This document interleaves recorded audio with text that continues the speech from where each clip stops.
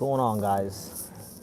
The untouchable True School Sports Empire, and y'all know the rest, man. Now listen, guys, I got like roughly, I'm gonna say anywhere from an hour and a half to an hour and 40 minutes of my time that I could give you guys going live and answering your questions and talking boxing before I gotta get on this plane. We're going to be at the Lamont Roach Zapata fight, so looking forward to that. Looking forward to giving you guys some more great world-class boxing content. It's going to be the beginning of a pretty insane run of covering fights, from that fight to Philip Hergovich and Itama in England, to all the way to, even going to Japan. I'll be at Jin's fight, Jin Suzuki's fight. I'll be at Takuma Inoue Tenshin. I'll be at Reyes versus Kameda. So life is good. I'm healthy, feeling blessed, feeling exceptional, and I'm here with you guys. What could be better than that, But anyway, I got time, so definitely go ahead and give me questions in. Get any questions you want for the next however long I'm here, because I don't got the normal 2 hours like I normally got, but I got some time. So hey Susan, what's good, champ? Boxing nerd says, BT, you're upsetting the Terrence Crawford fans. Well, that's their fault, man. That's their fault. You shouldn't worship, man. You shouldn't be just a fighter, a fan of a fighter. You should be a fan of the sport of boxing. You shouldn't be out here dick riding anybody. And being a fan and being a dick rider are two different things. Being a fan is when you support the fighters. You buy their T-shirts, you buy their tickets, you support them, right? But being a dick rider is when you can't see the faults of your own fair fighter and acknowledge like what's wrong with them, Because every fighter has flaws. Every fighter has things they do great outside the ring. They do great inside the ring, but you gotta see them for what they are, and even the not so good things, right? So if they're mad at me, it's no sweat off my back, because truly and truthfully, I don't really, I like Boots and Bud, but I'm not bothered. So that's on them. I'm just telling you. I'm just telling them for the truth. TSM, what's good, champ? Chai Hong Music, good to see you. Are you ready for that attack? I don't give a damn. You got guys. I've been on YouTube for almost 11 years. We talking about thousands upon thousands of videos. You guys really think I get bothered by what other people say in boxing? Half the time I'm so busy with my own stuff that I don't even got time to worry about what this channel said and that channel said. And no, I don't concern myself with such things.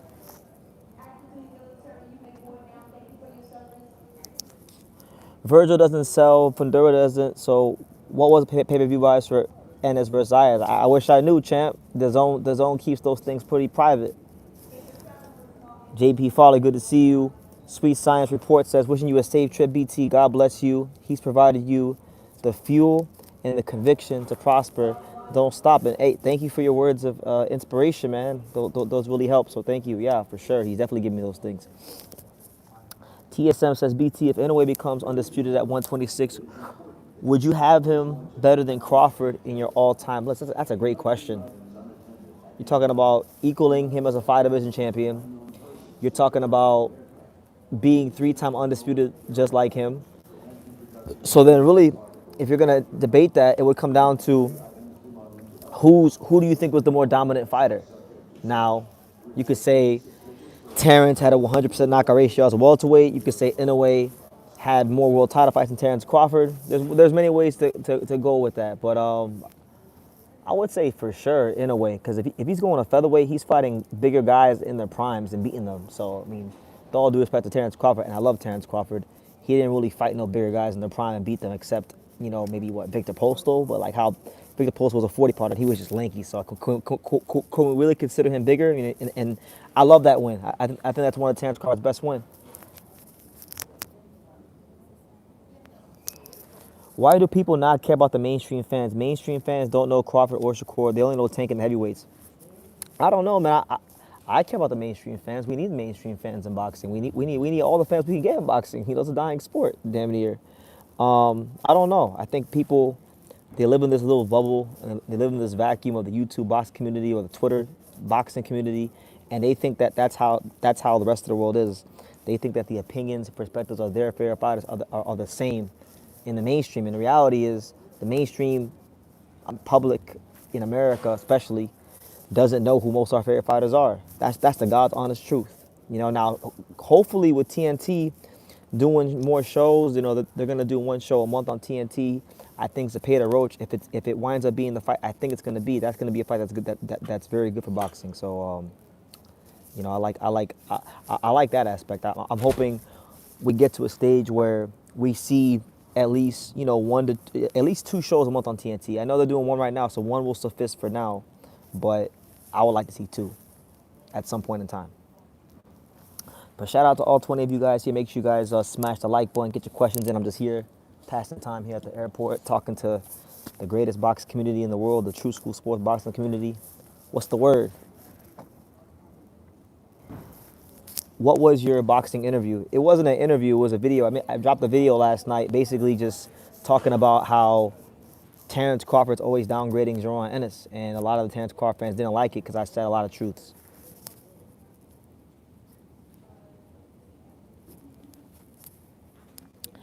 I'm thinking I'm going to see an exposed video from you after the Zepeda fight this weekend. I don't know about that one, man. I think it's a good fight. It really depends on, can Lamont Roach push Zepeda back? Does he punch hard enough to cut the output of Zepeda down? I don't know if he does, and if he doesn't, I don't think he throws. I don't think he throws enough punches to outwork him. So it's a really interesting fight. Could be a fight of the year. I'm sorry, I meant to say, what was your first boxing or boxer interview on this channel? Oh, that's a great question. The first fighter I ever interviewed on this channel was Amir Young Master Imam. I don't know if you remember him, but I interviewed him. I interviewed him and Shannon Briggs at the gym, like back in 2015, long time ago, September 2015. In fact, September 5th of this year will mark the completion of my 11th year in boxing. So time's flying by. It's insane how much time has gone by and all the great things God's allowed me to do, and I'm grateful, and I'm grateful for every last one of you guys here. So thank you guys for joining me. That was special. He would make Postal follow him around and remind him that his left hand could hurt him. Yeah, it was a masterful. Terrence Crawford has some masterful boxing performances from that fight. I think Ray Beltran was a fight that people kind of sleep on.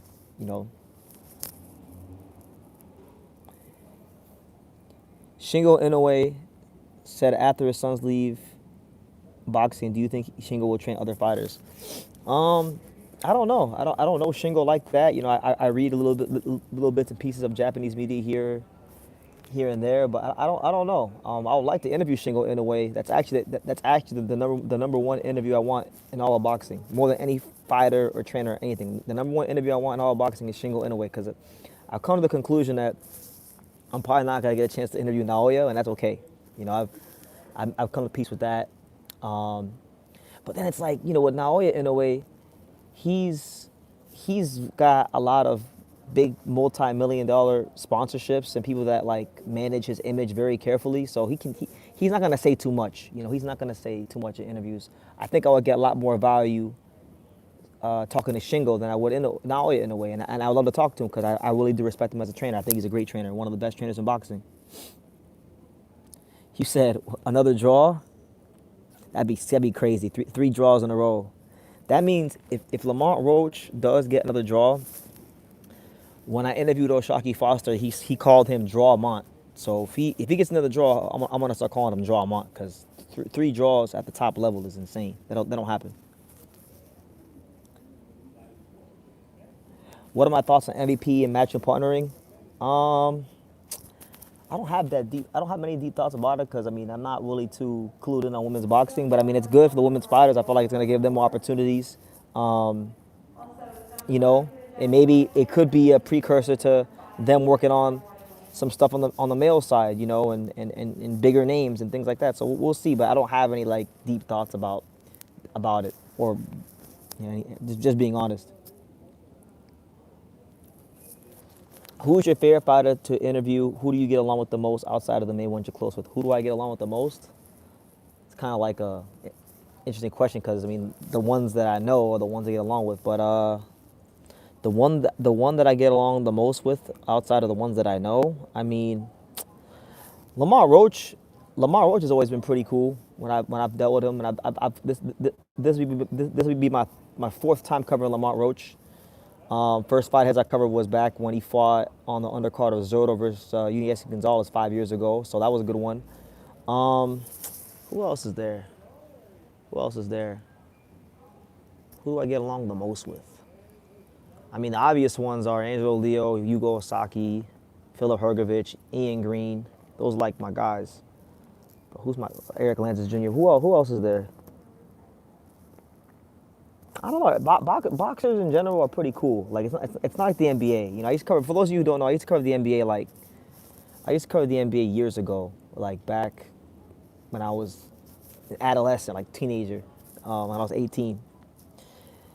Boxers are pretty humble and pretty chill for the most part. It's not like basketball where guys think their shit doesn't stink and you know everyone's saying that they're great and some of these guys have attitudes. But most boxers are pretty cool. But I can't think of who else. I mean, Shakur is pretty cool. The couple of times I interviewed him. What's the situation with Angel Leo? Do you feel like people are ducking him? Well, a couple people have avoided him. I won't say no names, but a couple people have avoided him. I'd rather not talk about that. I'd rather talk about other things. You know, hopefully there's a big fight on the way. That's all I can say about him right now. But I don't got no more to say other than that.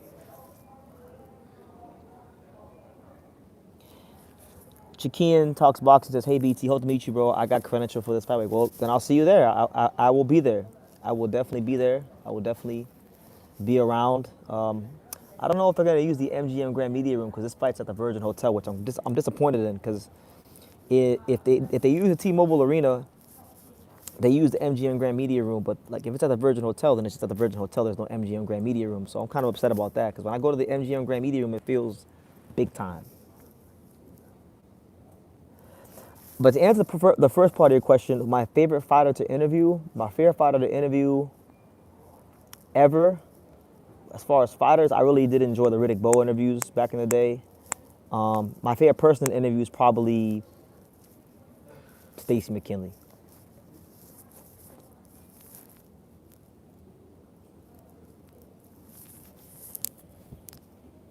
He says, "I'm curious, how do you support yourself as you are on this journey?" I I I put every last dollar. I make use of every last dollar. That's all I can say. I make use of every last dollar. You know, every last dollar. I don't know. I have a pretty simple life. Like I don't have no kids. I don't have a wife. So you know, if I had kids, or if I had like a wife or a girlfriend, there's no way I could do this shit. So I keep my overhead low. I'll put it to you like that. And God blesses me. I get a lot of support here from you guys. Are there any fighters who have declined your interviews the most? The most? I mean, probably in a way, just because like of his people. I never actually talked to the man myself, but you know, probably in a way, been the most difficult. But I mean, it is what it is. Who else? Who else is there? I mean, I pretty much interviewed most people. What are my thoughts on Jai's situation, saying the IBF and also his fight with Noel potentially getting snatched away by Benavidez? My thoughts on it? You know, I don't know who's on his team or if anybody's actually honest with him, but like he should have never went to Zuffa Boxing.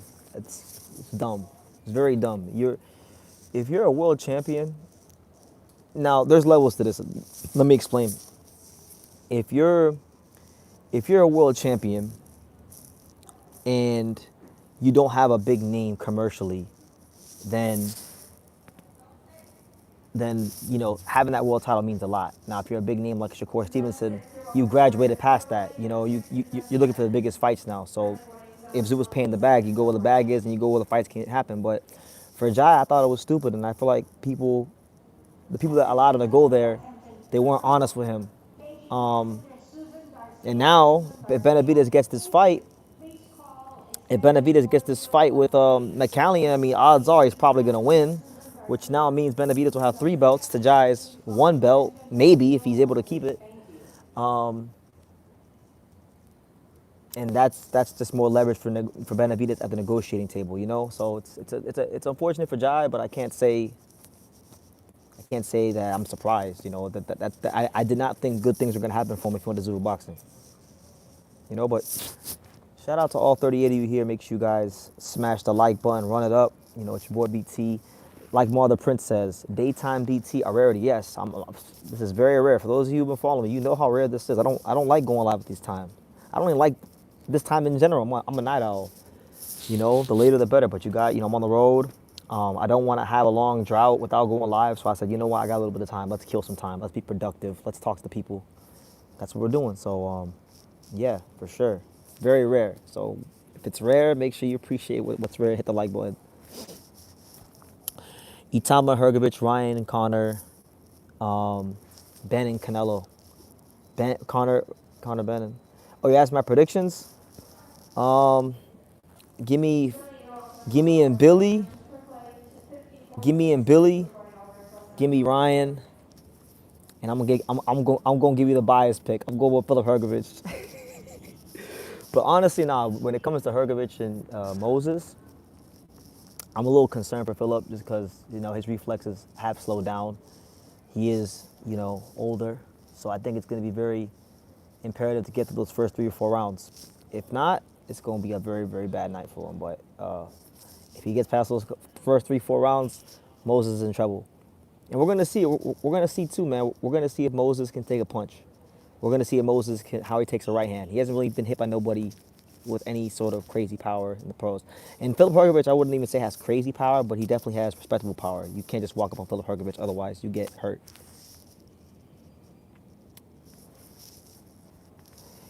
Friday Night Film says, "Yo, mad love BT. I did call you out on the Bud video, but safe travels." Well, thank you, champ. Thank you, champ. And it's all love. It's just boxing.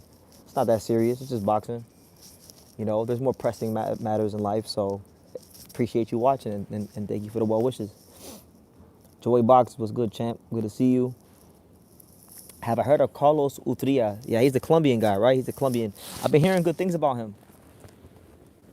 I don't know a ton about him, to be honest with you. I just know the name. And the main reason I know about him is because, when I go to these fights, when I cover these fights, it's great because you get to see all the people in the media. I get to see all my colleagues in the media. And one of the guys that I get to see frequently at these fights is a guy named Boxeo de Colombia. He's like a guy from South Florida who has a channel, and it's just dedicated to Colombian fighters. So a lot of times I start hearing about all the Colombian fighters from him before they get ranked or become anything in boxing. So yeah, I know about him. I mean, I was always picking in Billy over Canelo just because of how Canelo fights now.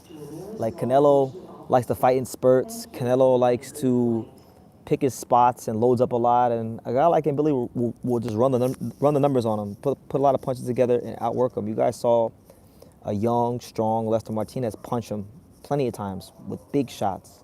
And he kind of has the same, how do you say, like a delivery system as Canelo. Like, he delivers his power shots in a similar way to Canelo. So I think he went to decision. Take this shit off. Ugh. I can't wait to get my haircut too, man. It's been a while since I got a haircut. I'm over here looking like, where's Waldo? Yeah, PBC just got him. Yeah, I know.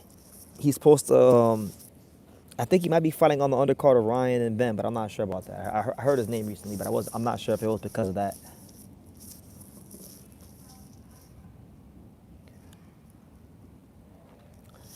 My man said, I was flying out to JFK to FL before I moved here and ran into Buddy McGirt at 2 a.m. That man was a true gentleman. The flight was going to Atlanta, but it got right to Tampa. Yeah, that happens. If you I don't know if you were flying for a fight, but that happens sometimes. Like if you fly to from the airport the next day after a fight, you run into a lot of the fighters. Like I remember, I ran into Odebek Komatov the day after the Raymond Ford fight. So happens. BT, he's supposedly fighting Israel Mercado, Tito's uncle. It's a good test. Israel is a solid fighter. Utria is starting to get his name out there, so we'll see what he does. Joey Box says, knowing Canelo might be on the back nine, question is, do we give him Billy credit for the win and will we enter the pound list because it's Canelo? No, absolutely not. You know, Billy's a good fighter. He's a champion. He's fought some decent opponents, good opponents, and beat them. But no, I think he would need to beat somebody more closer to their prime to actually get him. For me, at least. Now I can't speak for Ring Magazine. Y'all know how Ring Magazine is these days. They get trigger happy with giving up guys spots on the pound for pound list. You know, depends. It depends on how much they like and Billy.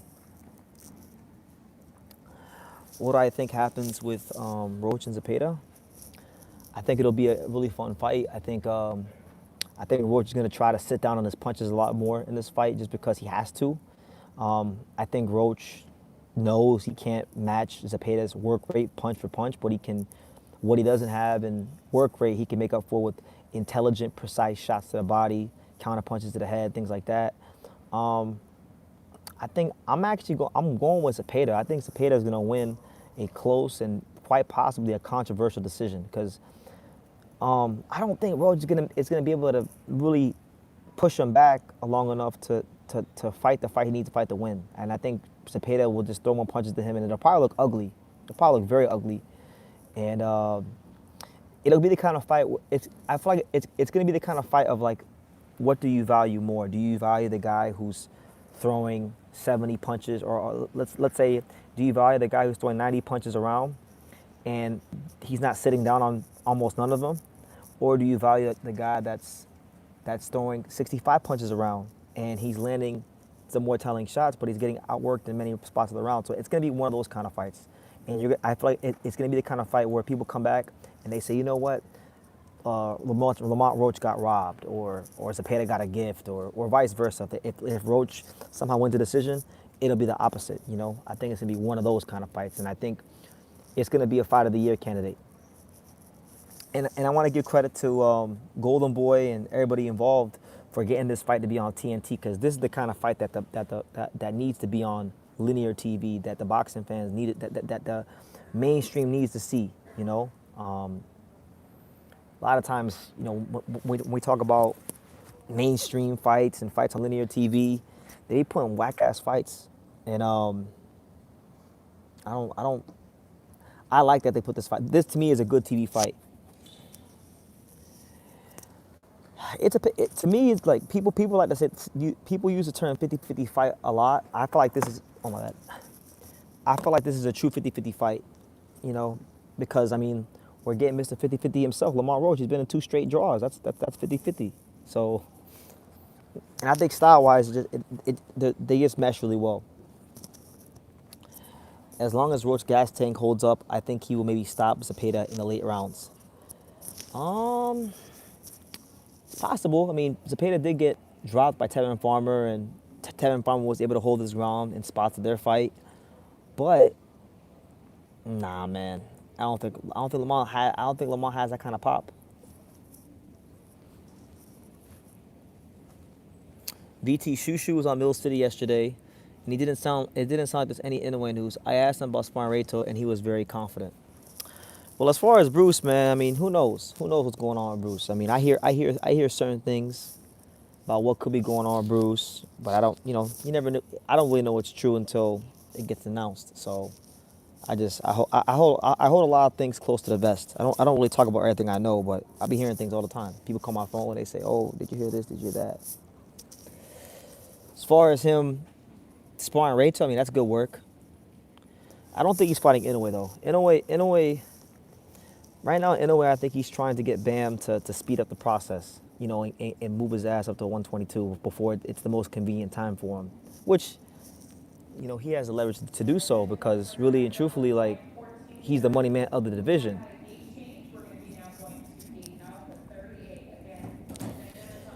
My man says, I heard the rumors or news that apparently Andy Hiroka is moving to 147. So his dad mentioned that. His dad mentioned that to you the last you spoke with him, because people are saying Andy versus Hitchens at 147 is a good fight. When I talked to Andy's dad, there was no talk about weight classes or anything like that. Only thing he mentioned to me is that he will be coming to America soon for training.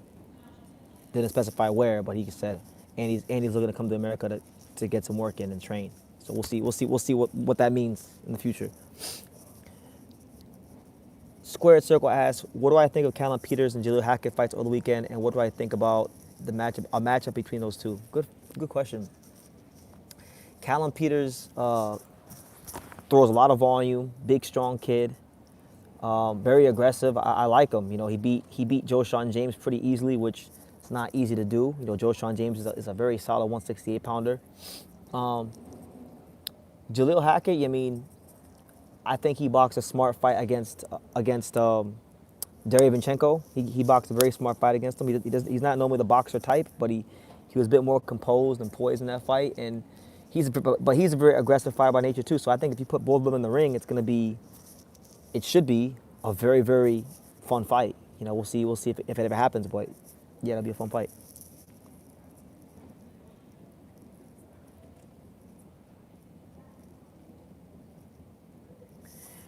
Have I seen the nasty propaganda that the Ring and Max trying to push Shakur as pound number one over Inoue? I haven't seen it, but I mean, I like Shakur. I've been a Shakur Stevenson. I've always liked Shakur Stevenson and admired his skills since before he even turned pro in the Olympics. I interviewed him before he even went to the Olympics. So I've been knowing about Shakur Stevenson for a lot longer than a lot of people in boxing media and boxing fans. But right now, no, he has not fought anybody to be ranked above Inoue. Now if you say that you feel he's a more skillful fighter than Inoue, then that's a different discussion because that's subjective, all right? But what's not subjective is who have you beat, how many times have you gone undisputed, how many weight classes did you move up? You know, Shakur Stevenson never went undisputed once. Inoue did it twice, you know? So, and he's beat better fighters. And I know people will say, oh, well, BT, what about Tio? Yeah, but what about Tio? Tio hasn't been Tio for how many years now? Like, let's be real.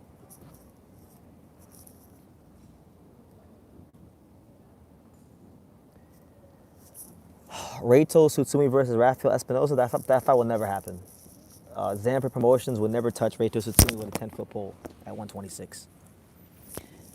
Anybody you guys can name, and it's going to sound like I'm hating. I'm actually not hating. I'm telling you guys based off of how they match Espinosa. Anybody with any semblance of world-class punching power is not fighting Rafael Espinosa.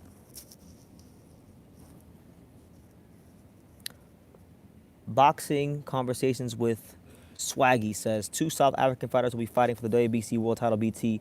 Siakola Cuse is the current strawweight champion, and Ricardo Malajica will be fighting Tomoya Suboy. Please break him down. Well, look, I've had Ricardo Malajica in my notes to go watch him for a while. I haven't got around to watching him, so I'm gonna have to watch him soon so I can make my video about that fight for my Japanese boxing coverage. But so I won't lie to you and act like I know what I'm talking about when it comes in because I don't.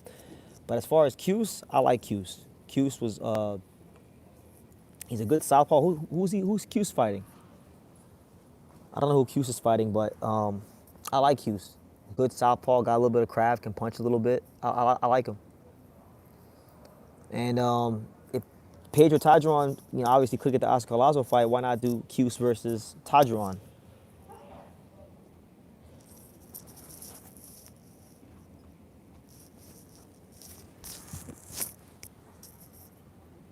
Hold on, guys. I'm gonna move. My freaking neck hurts. Hold on. Like, feel stiff right now. Hold on. Give me a second, guys. We're gonna alter the setup here real quickly. Hold on a second. Oh shit. Give me 1 second, guys. The world is my studio.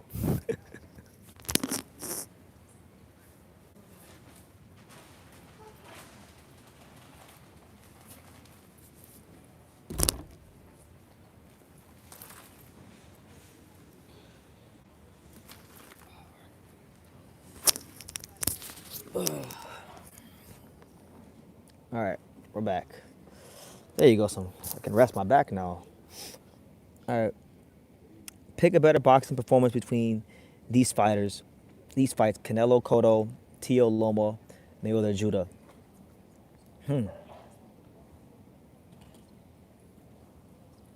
Who's the best one? They're all good fights. I like probably. I probably like Mayweather Judah the most, just because Mayweather. First of all, Floyd was at a speed disadvantage that fight, and he lost some rounds early. And then Zab took him to Brownsville, Brooklyn, and just straight up, it became a really like it became a street fight, and so I liked Floyd's composure in that fight. The composure he showed with the brawl breaking out in the middle of the fight. I like that.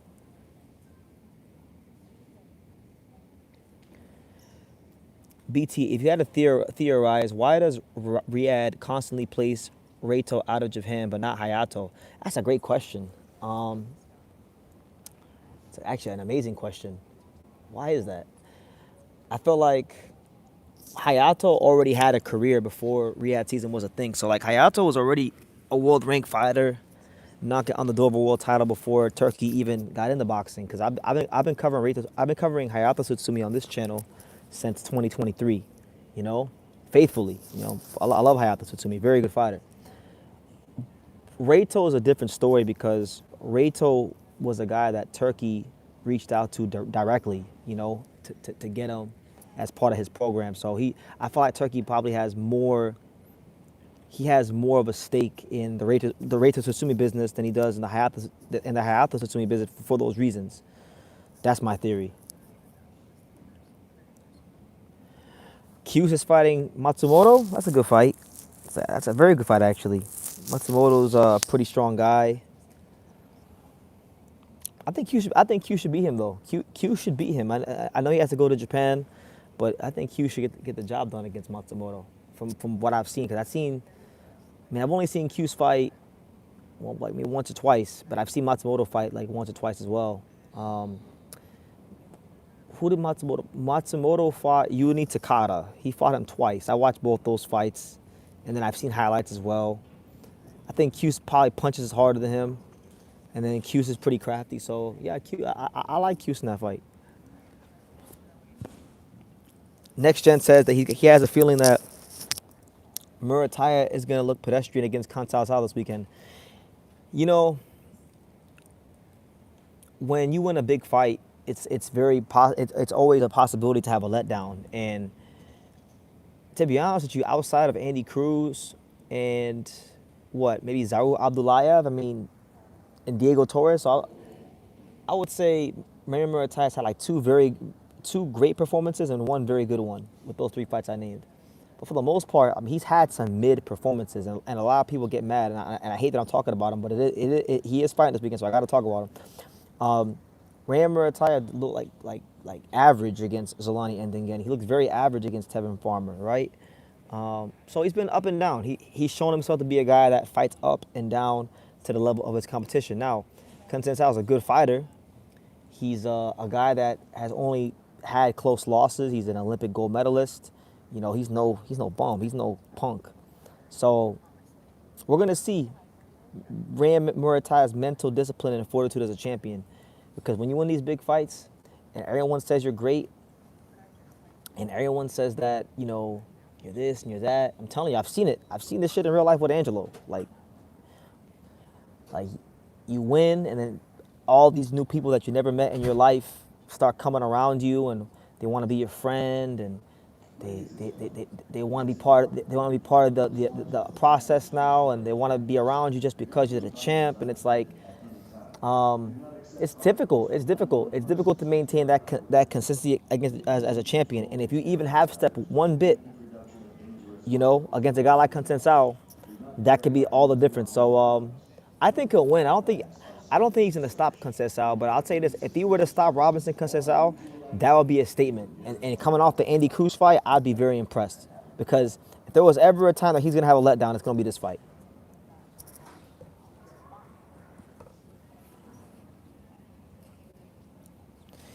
I don't know. I don't know if Murataya lost to Endingeni. Endingeni was good, and he did frustrate him, and he did make the fight very difficult for Raymond in terms of battling for position and things like that. But no, I think Raymond won. It's just that he was terrible. Eric says, "Where are you going?" I don't know, champ. Wherever life takes me.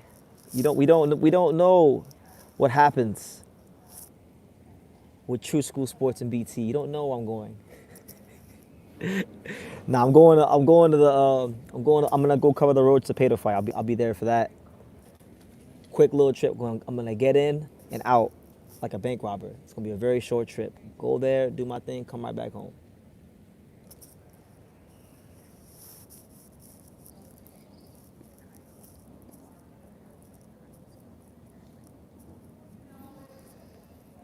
I don't know, man.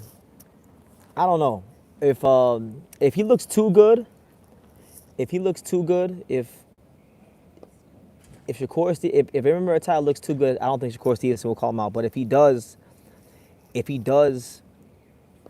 look mid, I think you're right. I think you might see Shakur Stevenson get on Twitter and start talking about how he wants to fight him. Because I mean, right now, well, I don't know. They're saying Keyshawn Davis turned down the Devin Haney fight. So if that's true, then maybe just maybe he could fight Devin. But right now,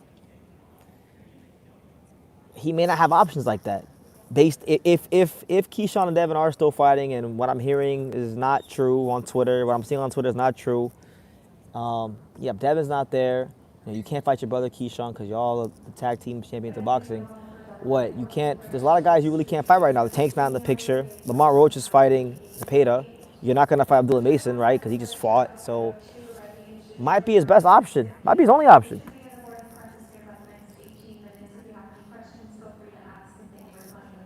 Jube says, BT, I saw you retweet someone saying someone who called for Nico to be the spokesperson of boxers. He got it because no one else is doing shit. So while he may not be the best guy, no one else is stepping up. I mean, yeah, that's true. I'll give you that. Listen, I'm not gonna fault Nico for going to Capitol Hill and speaking on the best interest of boxing, but I don't know. Maybe it's me being judgmental, but part of it just feels very performative to me. It feels very performative. I watched the whole interview with Sean Tatel, and I listened to Amir Abdullah really good, and Nico really good about what they want to do and what they're trying to put in the new bill and things like that.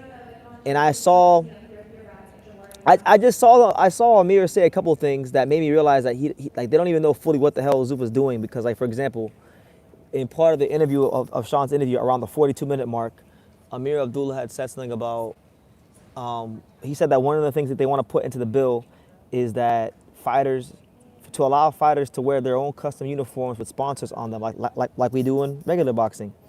And he said that they want to put a provision in there where if fighters are going to wear the Zupa boxing uniform, they get compensated for wearing the Zupa boxing uniform. And the thing is, it sounds great, but the thing is, they already do that. Zuffa already does that. I've been knowing this since like March or April, because I know people at Zuffa boxing. If you wear the Zuffa boxing robe, it's the fighter gets $4,000 for wearing the Zuffa boxing robe. That's a fact, okay? So that's not a provision that's going to change anything. So when I heard him say that, it made me realize that they don't really know everything they're talking about. That's number one. And when Sean asked Nico about fighting for Zuffa boxing, he said no, but his manager still seemed open to it, which is Amir Abdullah, his promoter or whatever. So I don't know. I'm sure his heart's in the right place. He's trying to take a stand and stand for a cause like his grandfather did. And I know he really loves his grandfather, as the whole world does. But I don't know. Part of it just seems kind of performative, because in all reality, if anybody's being real about the situation, the fight, this whole, let's be real for a second, guys. If the day they did Canelo versus Crawford and they put the Zuffa boxing logo on it, everything was already done. Like, we're too late in the ball game. This is a culmination of 20 plus years of promoters not doing the right things, not making the fights the fans want to see when they want to see them, marinating fights. They created this environment for this to exist or even be a possibility. So therefore, once Zuffa helped promote the biggest fight of 2025 and one of the biggest fights in American boxing history, it was a done deal, honestly. That's how I see it, but to each his own. Boxing Conversations with Swaggy says, you're one of my favorite boxing channels, BT. You inspire me. Well, thank you, champ. I appreciate it. I definitely give it the best efforts I can, and I'm glad I could inspire you, and shout out to everybody out there in the world that maybe I'm inspiring. It's great to hear those words. So thank you, and thank you for being here. Is there anyone on the undercard to look out for? Let's pull it up right quick. I mean, I know you got Charles Conwell. We haven't seen him in a while. We haven't seen Charles Conwell in forever, it seems like. So I'm excited to see him. against Paul Crow. That's a good little fight. You know, shout out to Rick Glazer for helping put that together. You know, he said it here on the channel. He's like, put it together, me. But let's see. You got Murataya. Let's see who else. Who else? I mean, I think Gergen Hovhannisyan's on this card, the heavyweight. All right. So as far as prospects, if you're looking for prospects, I mean, Joel Iriarte is a guy that's been getting a lot of hype out of the Golden Boy stable. Big amateur background, welterweight prospect, 10-0. Look out for him.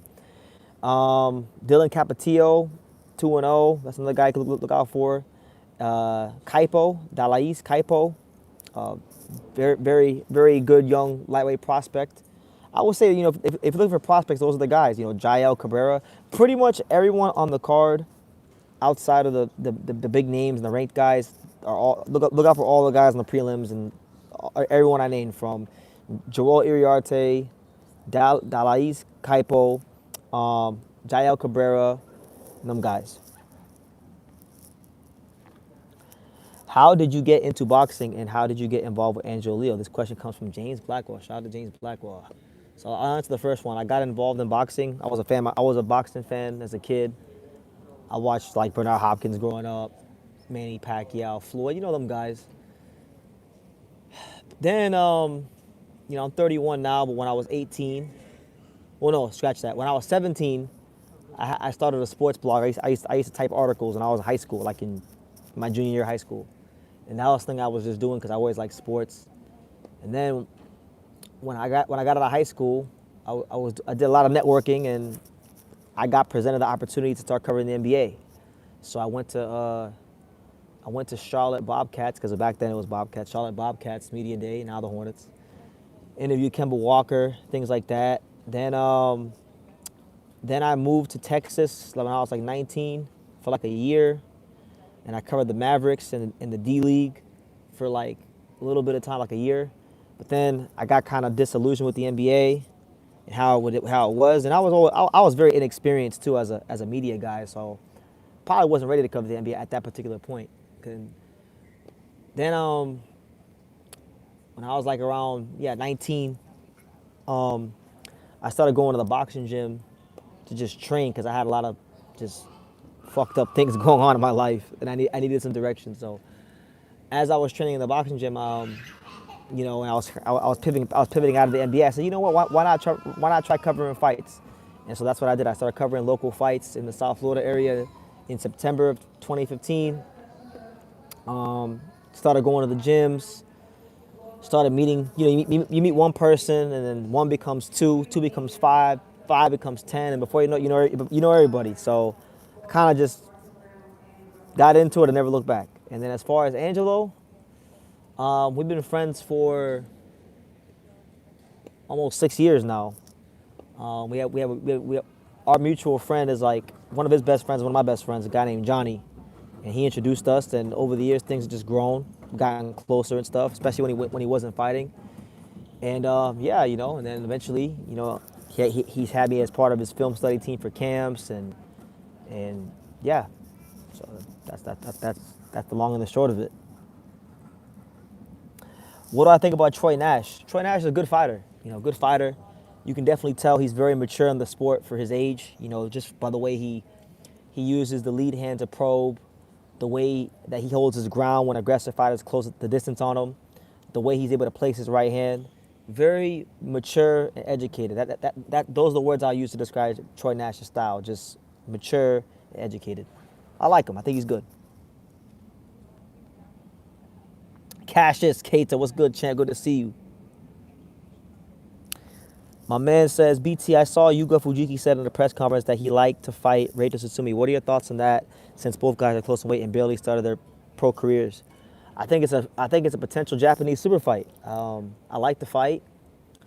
Not sure who I'd pick. I don't think I've watched enough film on Yuga Fujiki yet. I've watched him fight, but I haven't watched enough film yet to make a pick. But I think it's a huge fight. Because Yuga Fujiki is being promoted as like the next big thing in Japanese boxing.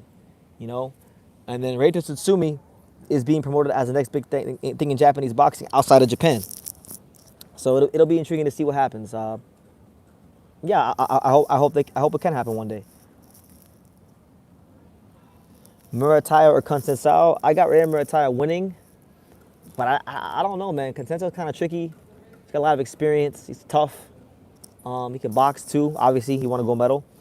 I think Murataya maybe wins a decision, but like the performance, I think will kind of mirror his fight with Zolani and Dengeni. It might be a little ugly.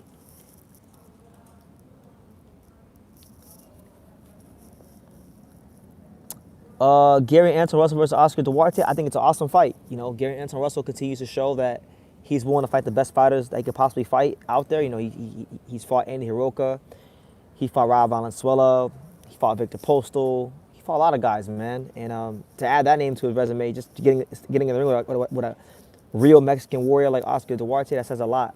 And for Duarte, good for him to get a big fight because, you know, he was screwed out of getting a big fight when Hitchens pulled out like the day of the fight. So I'm happy. I'm happy he has something going for himself.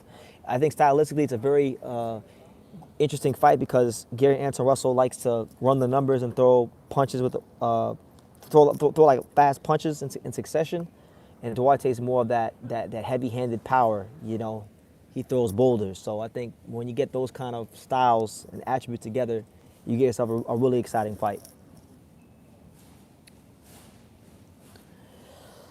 Make sure y'all smash that like button, man. We're here. It's your boy BT in the daytime, giving you guys the very rare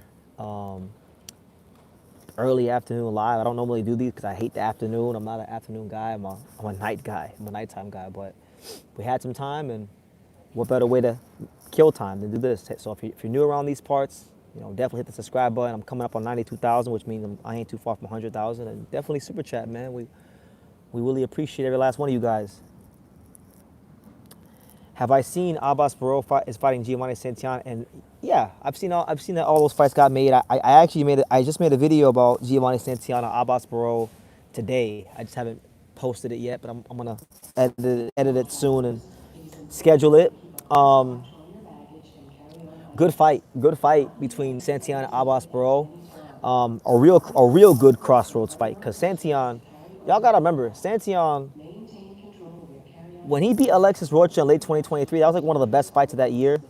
And he won that fight at a time where Earl Spence had just lost to Crawford. Crawford had already announced to move to 154.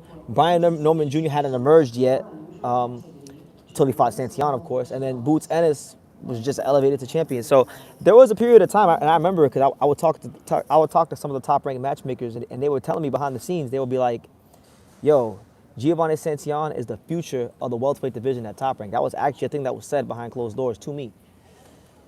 And you know, then he lost to Brian Norman Jr. in one of the most vicious, possibly career-altering performances you could think of. And ever since then, he's had 3 fights against mostly nondescript opposition. He was in the running for the Xander Zayas fight, but Xander wanted a bigger fight, which coincidentally was Abbas Barrow. So it's funny that now they're fighting each other. And yeah, Santillan's 12 in the WBO. And this is a fight for him to really establish himself. You know, he can't fail again in San Diego because he's already 34, and that's what it is. So I like the fight. Abbas Barrow, obviously a former world champion, trying to get right back to being in a big fight, so he has to win this fight as well. So really good card. Venado Lopez is back. He's fighting on the undercard as well. So we'll see, man. There's a lot of great fights coming up in September.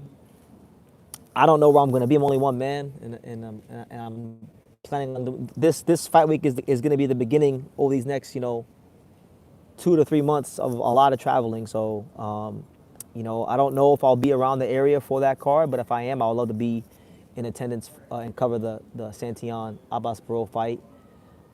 It's the day right before Ryan Garcia and Ben too, so it's right there on the West Coast. Be pretty easy to do. Shout out to my main man John from Long Island. I appreciate the super chat, my brother. Hope all is well. God bless you, and thank you for all your support over the years. And it's always a blessing to talk to you on Instagram when we do speak. So, yeah, he said safe travels, and yeah, and he said that he hopes all is well. Everything is exceptional, man. I can't complain. God is good. I'm healthy. Family's healthy. I'm here. I'm blessed. So thank you so much, John, and hope all is well with you as.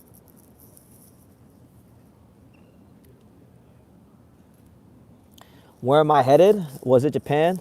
No, I'm not going to Japan yet, guys. Don't trust me. When I go to Japan, you'll know. I'm not going to Japan yet. I'm not sure when I'm going. I'm targeting. Mid-September going to Japan, but I haven't booked anything yet, so I don't know when. But I just know at some point before this year ends, I'll be in Japan. But God willing, it's around that time. You feel like Santion is too small for Barreau? Yeah. Not just that. Another thing too for Santion that I'm gonna look for in that fight is his punch resistance, his durability, because when you take the kind of beating that he took against Brian Norman Jr., that's the kind of like beating that will take 3 years off your career. You know, that's why I feel like he's been moved the way he's been moved. But again, Abbas Barrow, he throws a lot of punches. His hands are heavy. We're gonna find out where he's at and what does Giovanni Santillan still have left to give to the sport of boxing. So I'm excited for it. I think it's a great fight, and I want to give Daniel Rubin and Gary Jonas and everybody there a lot of credit for putting that card together. It's a really good card.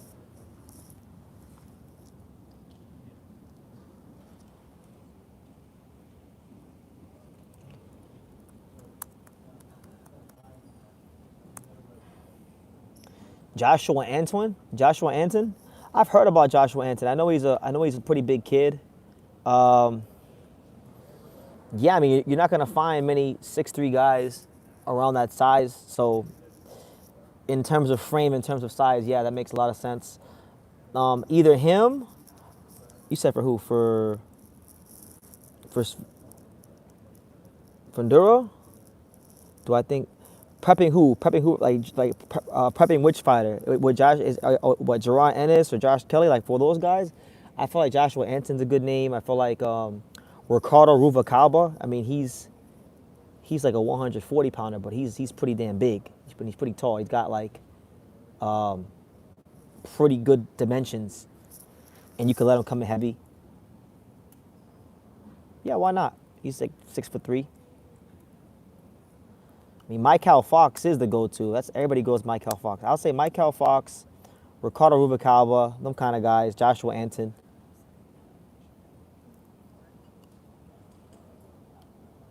Somebody had asked me about Fumulele Kafu. To be honest with you, I wasn't even aware that he was fighting, because he's fighting in a card in South Africa. It's not like a big card or anything like that.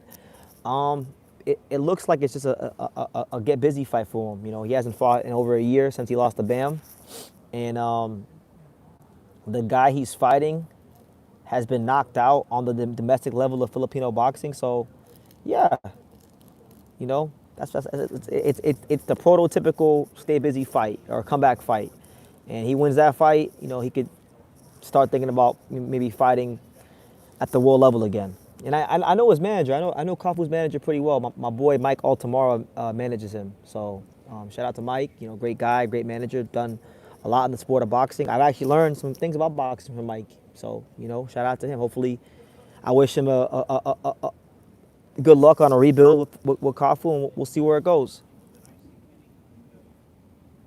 BT, who do you think is the number one fighter in each weight class right now? In each weight class? Um, let's see, 105 pounds. Oscar Collazo's not. We'll just say Oscar Collazo because he hasn't officially moved up. So we'll say Collazo for now. Collazo is number one there. Number two, or 108 pounds, Yugo Osaki.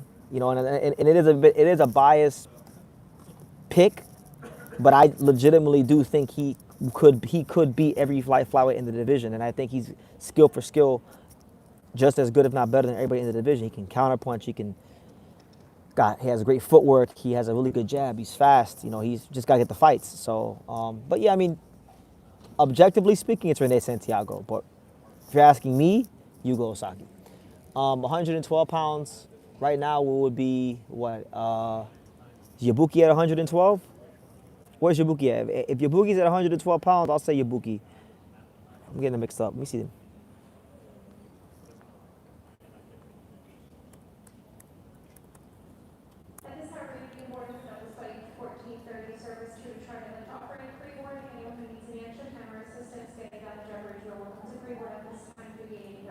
All right, so at 112, I'll go with Yabuki.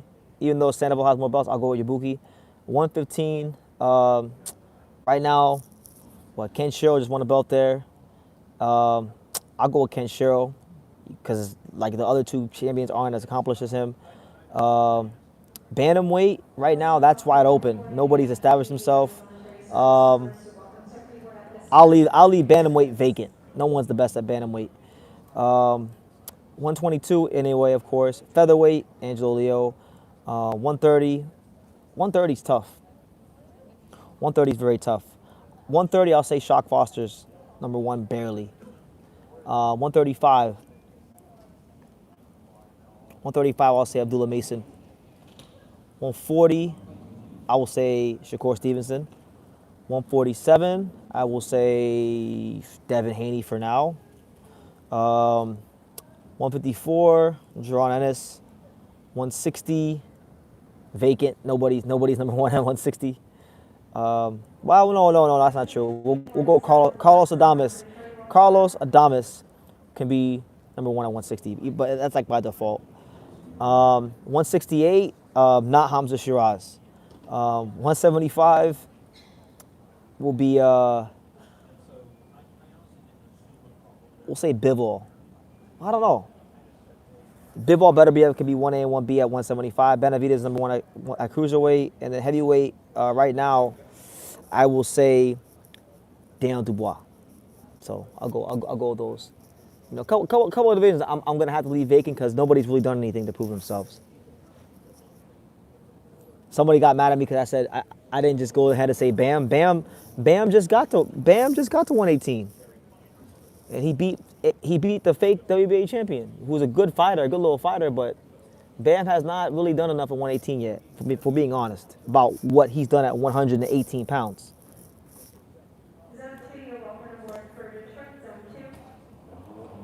Also, Lisa Iglesias, you know what? I'm changing for 168 because I joked around and I said not Hamza. 168, I'm gonna give y'all the bias pick. All right, I'm not gonna name none of the champions. Number one on 168 is Ian Green. That's what we're gonna go with at 168.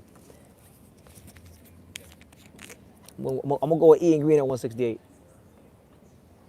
And if he's not number one, then tell one of the guys that you think are number one to come fight him, and you might see some shit you never seen before.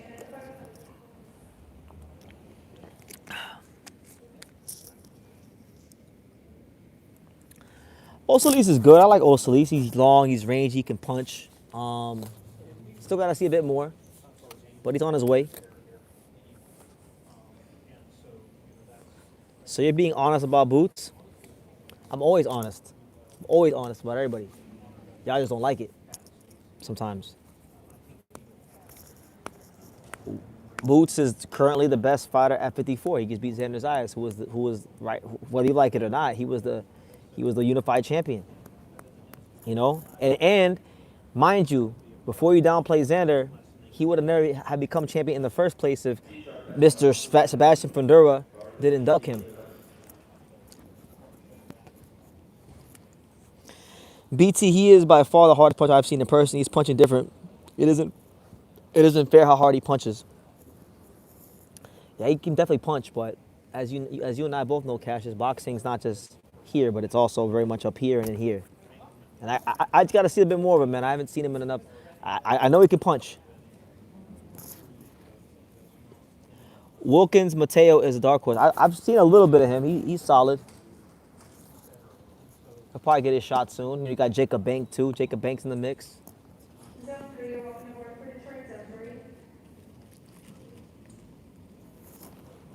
He says, when it's not what I like, it's what is a fact. Well, first of all, Brooklyn hit. Stop yelling at me. You type it in all caps. You yelling at me, champ. And then, second of all, what's the issue? What are you trying to ask me? You asked me if I'm honest about Boots. I said yes. I'm honest about Boots. Even when y'all didn't like it, when I told y'all what the Karen fights were, you're like, oh no, the Karen fights were awesome. They were 12. No, they were very mid performances. Now the Xander fight, that was more to the level. Standing honest, that's more to the level. Karen, you know. You said Bud was bitter and jealous of Boots. In what real world? Be honest. I don't know. I mean, he shouldn't be. I don't think Terrence Crawford should be bitter of Jerron Ennis. He's better than Jerron Ennis. He had a better career than Jerron Ennis. But every time I hear him open up his mouth about Jerron Ennis, it's always negativity. It's always negativity, and like, it's one thing to say that you could beat a guy. I got no problem with that. If you're a fighter at the top level or any level, you should have the confidence to think that you can beat anybody in the sport. You should think that no one can fuck with you, right? You need to be successful in the sport, because if you don't, guys, can you hear me?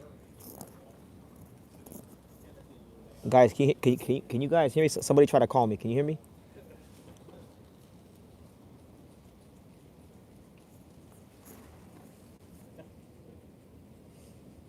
Sometimes the audio goes out when people call me. Can y'all let me know in the chat if somebody if y'all can hear me?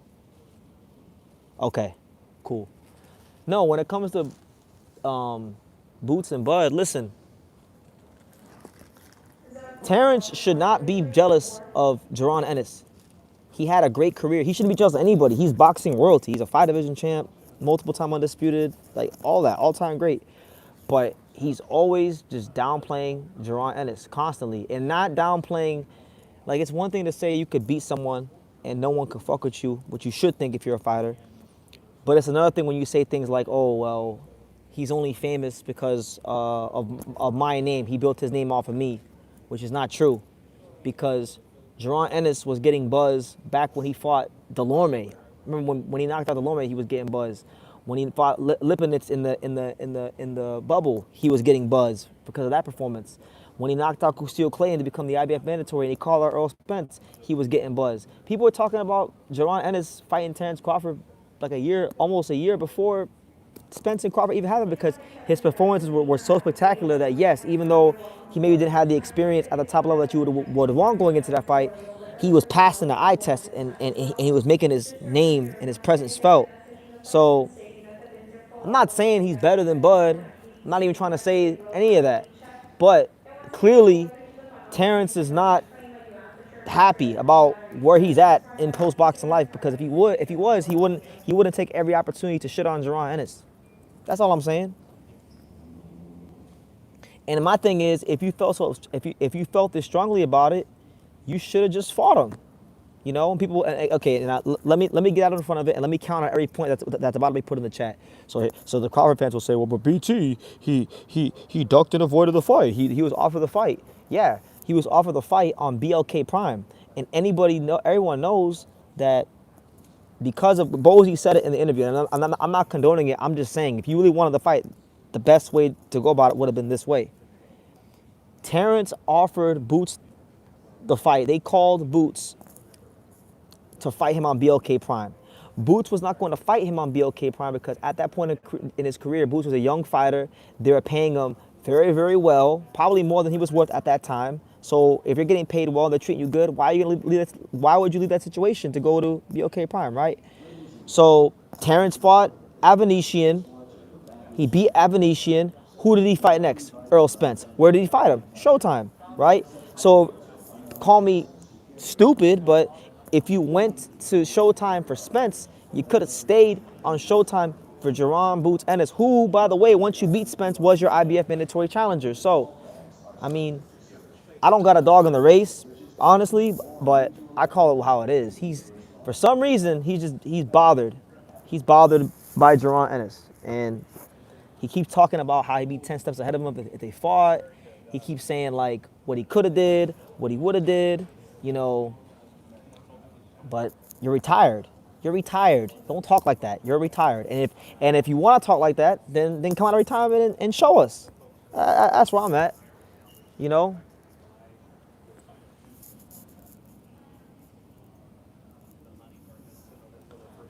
The only reason, and it's funny, like, people say, oh, well, y'all are comparing Boots and Terrence Crawford. Yeah, you want to know where the comparison started from? When he became Earl Spence and Terrence Crawford's mandatory.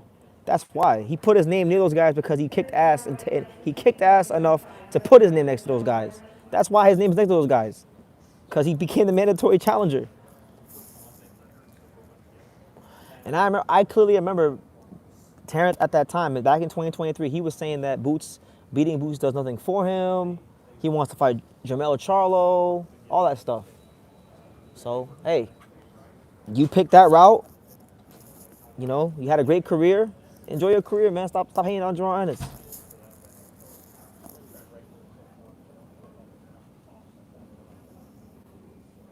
BT. So since Zoo made the deal with you next, does that mean Japanese fighters can go on Paramount too?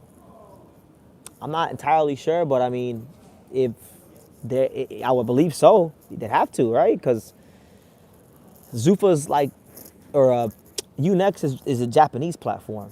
You know, one of the luxuries of Zuffa boxing for some fighters, like if you're a British fighter, right, and let's say let's say Chris Smith, for example. Chris Smith is televised in the UK on Sky Sports, but in the US he's televised on Paramount Plus, right? And I would assume and presume that it's going to be the same setup with the Japanese fighters and you next.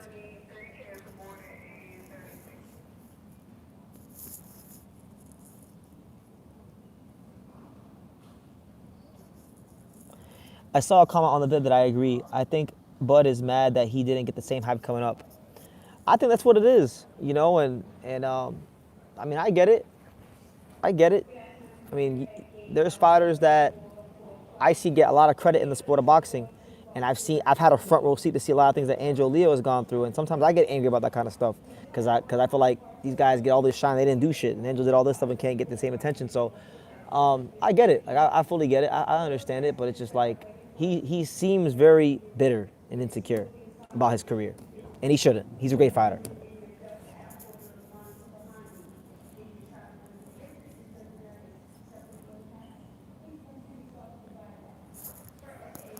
But shout out to everybody here. It's your boy BT, the untouchable True School Sports Empire. Let me see how much time I got left.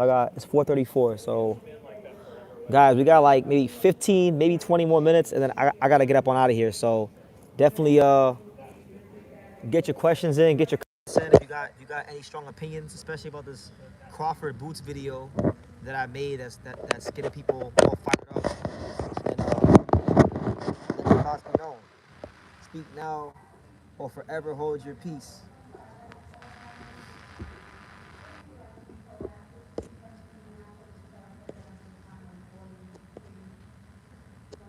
A brother from Omaha won't ever get love like a brother from the East Coast. That's a fact. Most major promoters, all in fact, nobody wanted Terrence Crawford.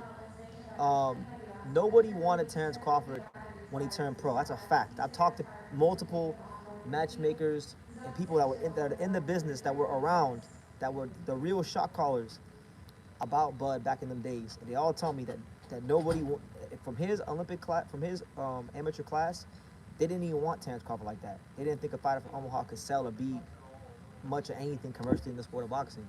And Terrence Crawford spent some of the early years of his career fighting on Brandon Rios prelims. So, no, I give Terrence his due. I never downplayed Terrence. Like Terrence, everything he got in the sport of boxing, he earned it. He's a great fighter. He's actually one of my favorite fighters. And he's boxing royalty, whether you love him or hate him. But to sit here and ignore reality that he seems a bit bitter about Jerron Ennis, I mean, it's right in front of your face. You can rationalize it and say, oh well, no, you don't understand. Like what somebody said. Like I saw this in the comments. Somebody said, oh well, Boots said that Bud was easy work, so that's not disrespectful. And I'm like, no, that's not disrespectful. That's fighter talk. That's fighter talk. When you're a fighter at that level, especially when you're as talented as Jerron Ennis or Terrence Crawford, that's how you're supposed to think. Okay, that's not disrespectful. If Terrence felt this strongly about it back then, or at all, he should fight Jerron Ennis. If not, he should just enjoy retirement. Okay? But what is disrespectful is when you say that a fighter is only successful or is only popular because of the fact that, he built his name off of a certain fighter, which ain't true because there was hype on Jerron Ennis before Terrence Crawford. In fact, I went to go watch Jerron Ennis fight myself at the Mandalay Bay against Thomas Delorme, and he wasn't in the main event. He wasn't in the co-main event. I was there to see Jerron Ennis, and because he was putting on spectacular performances going into that fight.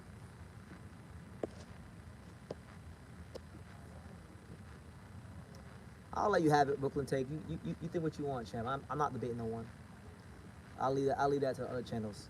You know, just live in reality, man. Live in reality. Stop just stop living in delusion. Terrence Crawford is bitter towards Jaron Ennis because Jaron Ennis is getting just as much hype as right now as Terrence Crawford had when he was beating like when Terrence Crawford was early when Terrence Crawford was beating Jeff Horn and Dongo and them kind of guys. Boots is getting crazy hype, probably bigger hype than he had during them days, and he's mad about it. That's what it is, you know. It's like this guy, he's just mad, and he shouldn't be. There's nothing to debate about. He's a better, more accomplished fighter than Jaron Ennis, but for some reason he's not secure with that.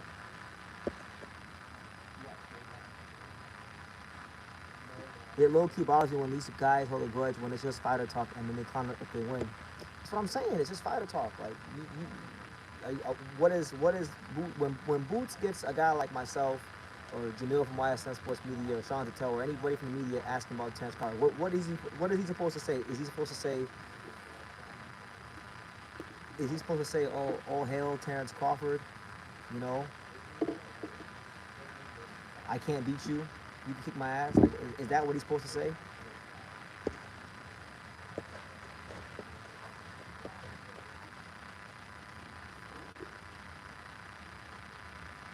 No, I got shit to do, champ. I'm traveling right now.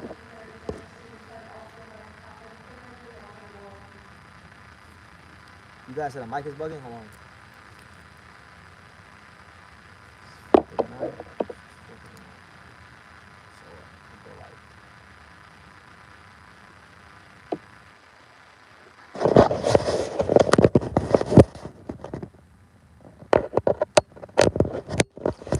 Y'all hear me? What's the audio sound like now? Is it better?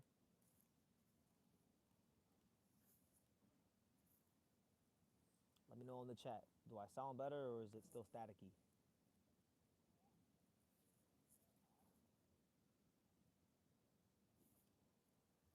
It's good but quiet. So y'all can't hear me like that? I don't know why I'm muffled. Hold on. How about now? Can y'all hear me now?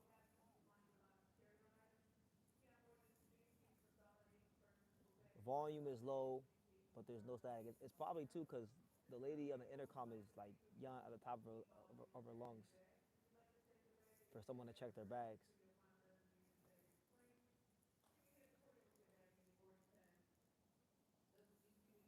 No, Bud is not supposed to. He don't gotta support. He don't gotta support nobody. He don't gotta support anybody. But going out of your way to just tear the guy down all the time when you didn't fight him, when you had chances to fight him, and I don't want to hear about he made him an offer to fight on BLK Prime. No, yeah, okay, you could say Bozy and Boots were incompetent, and back in those days, I was saying that myself. I was mad. I was like, why don't you guys just go over there? But I didn't understand the business like I do now, bro. Bud went to Showtime. Bud went to Showtime for Earl Spence. He could have stayed at Showtime for Jaron Ennis. It's literally that simple. But no, who did he fight? Who did he fight after Spence? Fought Majimov.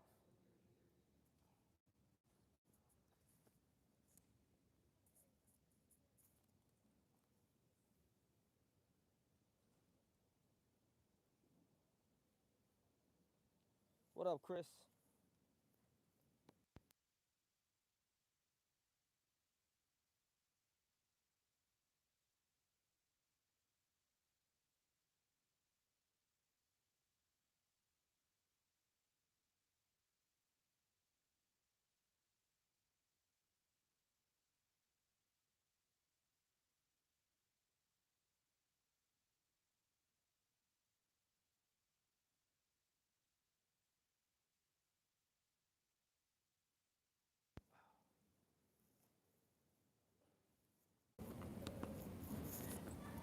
Is your audio input coming from your phones, headphones, or your mic?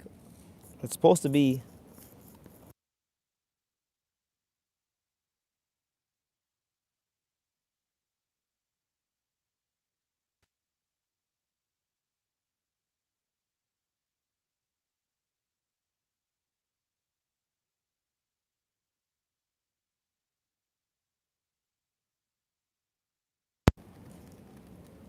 How about now? How about now? Can you hear me? Okay. Now we're good. All right. I was saying that I gotta get out this thing in like 10 minutes anyway, so just get your questions in, guys, and whatever.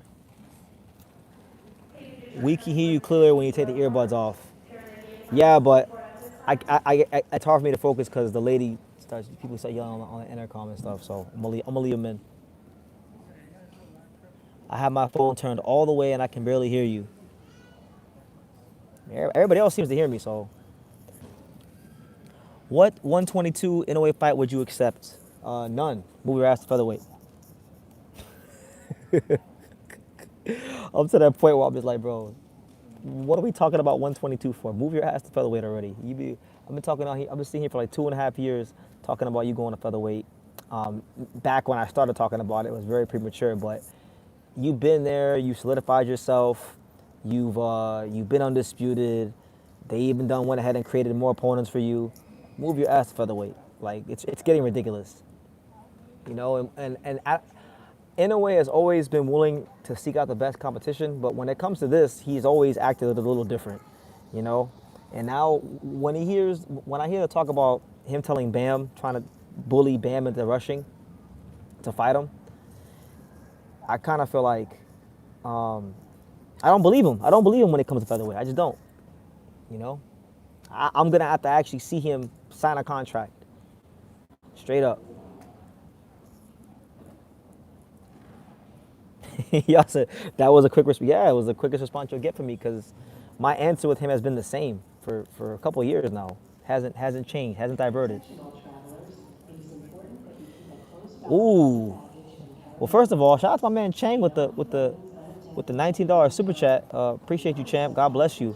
They even supporting the channel. He says, I want to see Bam and Leo get a good payday. It would be a great fight for the monster. Well, I appreciate your support for Angelo Leo, and I would love to see. Obviously, there's not one fight in boxing in any weight class I would like more than Chinito versus the Monster. Great fight. I think there's three things. I won't say what they are, but there's three things that you need to beat Naoya in a way. The only guy that really has those three things from 122 to 126 is Angelo. Junto had two of them. That's why I gave him a chance. Junto had two of the three things, but he missed a valuable third. You know, we've been studying Inoue for years, so I would love that fight. If not, you know, if Bam versus Inoue happens, I mean, I don't really care for it, being honest with you. But Bam versus Inoue is a super fight for the lighter weight categories, and I'm sure it would get an amazing crowd in Japan. And I know that they've thrown the idea around of doing it in the Olympic Stadium and all kinds of things. So it'd be amazing. Both fights be great, but obviously, you know which one I want. And you know what? Even if I want to be clear, it's not just Angelo versus Inoue. Inoue versus any of the featherweights. Espinoza, Bruce, Figueroa. Like I said in my last video I just did about Inoue, it would be a chance for him to become boxing's was it 7th or 6th 5-division world champion. You know, really upping his legacy that much more. You know, we all know he's a great fighter. We know he's going to the Hall of Fame. We know he's an all-time great. But him getting one belt at featherweight and becoming a 5-division champion, it would further the legacy that much more than it already is, and it's already pretty damn far. So, yeah, I'm with you, champ. I'm with you, Chang. Shout out to Chang. Chang Trong 7617. Thank you. Hopefully, for your sake, we get those fights. To beat Inoue, you got to beat Inoue in the ref. It's Tom Taylor. If it's Tom Taylor, you are cooked. I don't want to say that, man. I feel like you can win. Let's not do that. Let's not downplay fighters. I'm really trying to get out of the habit of that because I feel like existing in the YouTube box community, it's very easy to just downplay fighters and their achievements because everybody does it because, you know, talking shit is free. How good of a fighter is Sully Montezoko? I heard you mention how he should be the real mandatory for Garcia. I've never seen him fight before. He's a solid fighter. He's a good fighter. He won an eliminator fight against Kavaluskas roughly about a year and a half ago, and he's been screwed over in the rankings. Like, whatchamacallit, what's his name? Manny Pacquiao leapfrogged him to fight Mario Barrios for the title, and then Ryan Garcia leapfrogged him to fight Barrios for the title. And that whole time he was a mandatory. He's trained by Virgil Hunter. So I mean, I was out in the Bay Area around this time last year with Yugo Osaki for training camp. So there was like a 1 month span where I was just a month and a half span where I was seeing Virgil Hunter damn near at least, if not every day, at least every other day. And I had a conversation with him about Suleiman Sissoko, and he's pissed because he feels like boxing's just doing this guy wrong. You know, he's 18-0, not knockouts. He's beating some pretty good fighters. He beat Kavaluskis. He beat Tulani Mbenge when he was ranked. He beat Kieran Conley, which was a good fight. He even beat Vladimir Hernandez. Anybody who beats Vladimir Hernandez is worth something because Vladimir Hernandez is probably the toughest gatekeeper in boxing, or at least one of them. He's credible. That's what I can say. Good sound boxer. Can be the volume puncher at times. At times, you know, he does have that methodical power where he can break you down if your defense ain't tight. He's good, you know. And I'm very consistent about the mandatories. My thing is like if the sanctioning bodies are gonna make a particular guy mandatory, let the guy get his shot. You know, WBC's been playing with this guy's career. He hasn't fought since last May, and he's still the mandatory. How come Venado how come Pro Box has Venado scheduled for a fight, but they haven't got Angelo one? What are they doing? LOL. I don't want to get in trouble. Legit, guys, like, I'm not gonna ever do this, but like I could literally do a 3-hour live on politics in Angelo Leo's career. I swear to God, I could do a 3-hour live on it, and not bat an eye.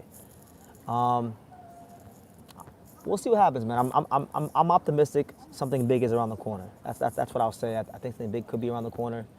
I'm a glass half full type guy, but it has been frustrating because he hasn't fought since May of last year, and it's through no fault of his own because before he got the belt, he was the most active fighter in the whole sport of boxing.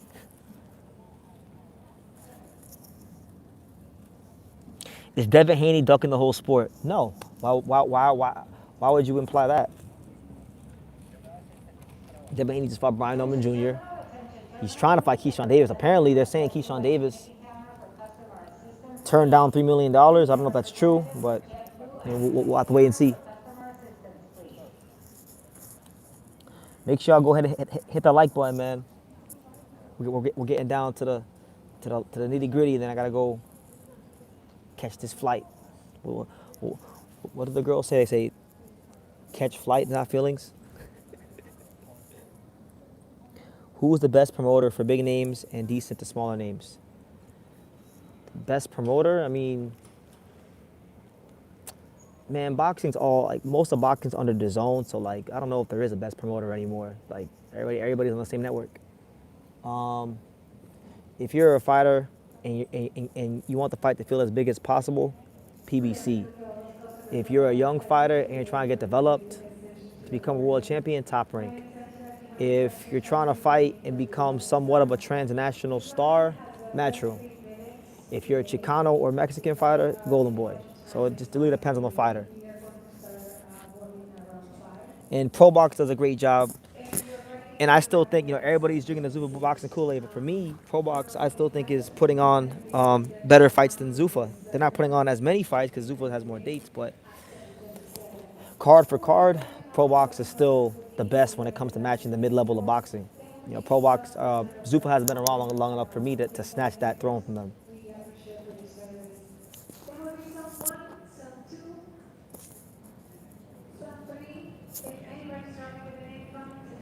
Every other city we go, every other video, no matter where I go, I see the same hoes.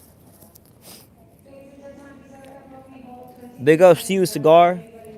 Cigar Zero. It's good, champ. Carmel Moen versus Abdullah Mace will be a firefight. It would, but Carmel Moen's like a damn welterweight. You know, he's a big kid.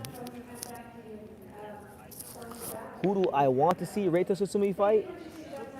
Oh, I like to see Reito Susumi fight a lot of guys. I think right now he's a featherweight, so a featherweight. I know he's ranked. Where's he ranked at? Reito is where? He's 14 in the.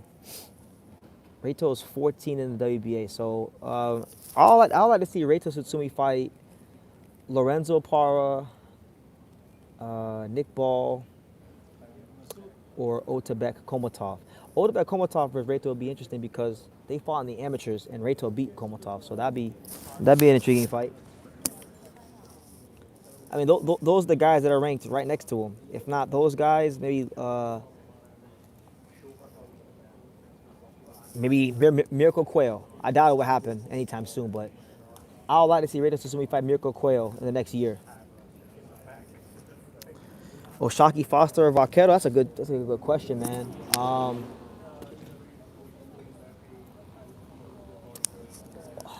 It's tough. I probably lean towards Shock Foster, split decision.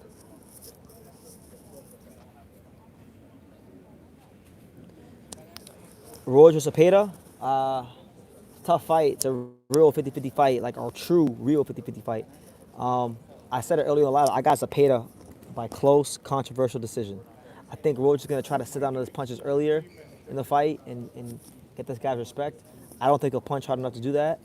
And then I think it'll be a fight that's fought in the pocket, and Cepeda's going to outwork him. And it's going to be one of those fights where it's going to be like, what do you value? Do you value the guy that throws 70 punches around and landed the more telling shots, or do you value the guy that threw 100 punches around and just ran the numbers? You know, it's going to be one of those kind of fights. And because I believe it's going to be one of those fights, it's going to be a fight where I think you might see some more controversy. Might even be a draw. We might get a third straight draw for Lamar Roach.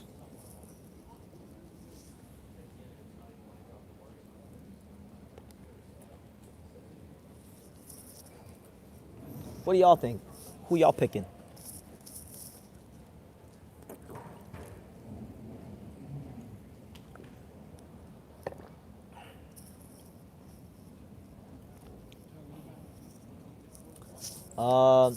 Once again, I have Shock Foster in that fight.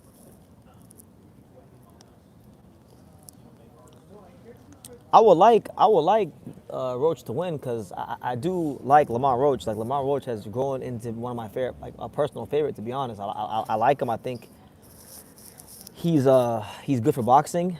I think he's always running to take on the best fighters he possibly can, and it'd be cool to see him get over the hump on a big fight. But yeah, I think Cepeda wins.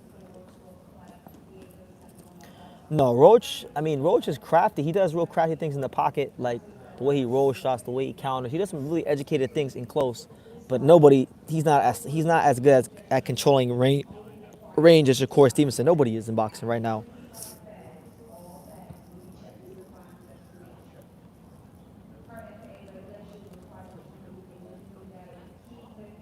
Andy Cruz versus Navarrete, that'd be a good fight. Doubt it happens, but it'd be a good fight.